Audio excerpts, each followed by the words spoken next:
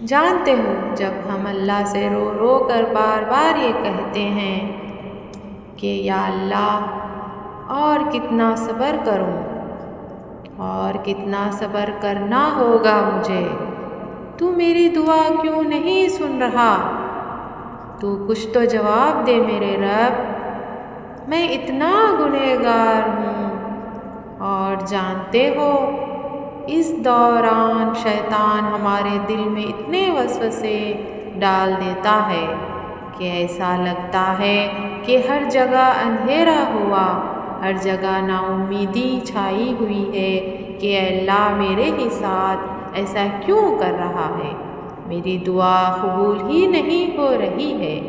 جانتے ہو یہی ہماری سب سے بڑی غلطی ہے اور نا امیدی ہے اللہ سے کہ ہم اتنی جلدی مایوس ہو جاتے ہیں کہ بلکہ اللہ تعالیٰ تو ہمیں دیکھ رہا ہوتا ہے کہ میرا بندہ صبر کرتا ہے یا نہیں، اور اللہ کو تمہارا رونا اتنا پسند ہے جب تم اس کے سامنے رو رو کر دعا مانگتے ہو اور تمہیں لگتا ہے کہ اللہ تو میری دعا سن ہی نہیں رہا ہے، بلکہ اللہ نے تو خود قرآن میں فرمایا ہے، اے نبی صلی اللہ علیہ وآلہ وسلم، میرے بندے اگر تم سے میرے متعلق پوچھیں تو انہیں بتا دو کہ میں ان سے قریب ہی ہوں، پکارنے والا جب مجھے پکارتا ہے تو میں اس کی دعا قبول کرتا ہوں،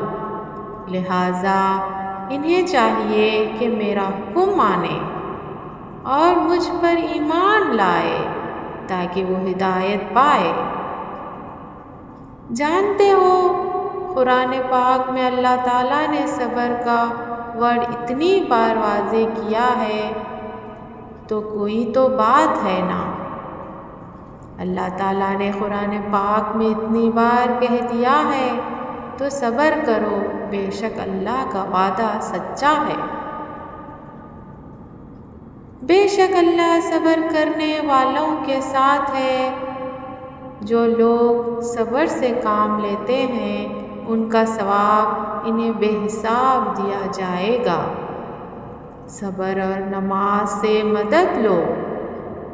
تو جب اللہ نے یہ قرآن میں کہہ دیا تو پھر کیوں پریشان ہوتے ہو؟ اور ایک اور چیز، بجائے اس کے کہ اللہ ہمارے لیے کچھ کرے، کیوں نہ ہم اس چیز پہ فوکس کریں کہ ہم اللہ کے لیے کیا کر سکتے ہیں۔ جب ہم اللہ کے لیے صبر اور نماز پڑھیں گے تو اللہ خود ہمیں صبر کا اجر دے گا اور سب خود ٹھیک ہو جائے گا۔ اطمینان رکھیں تو ہم اتنی سی بات کیوں نہیں سمجھتے؟ ہم اتنے بے صبرے کیوں ہیں؟ اگر میری یہ بات آپ لوگوں کو سمجھ آئے تو ضرور میرے ان باتوں پر عمل کر کے دیکھیں۔ جزاک اللہ، دعاؤں میں یاد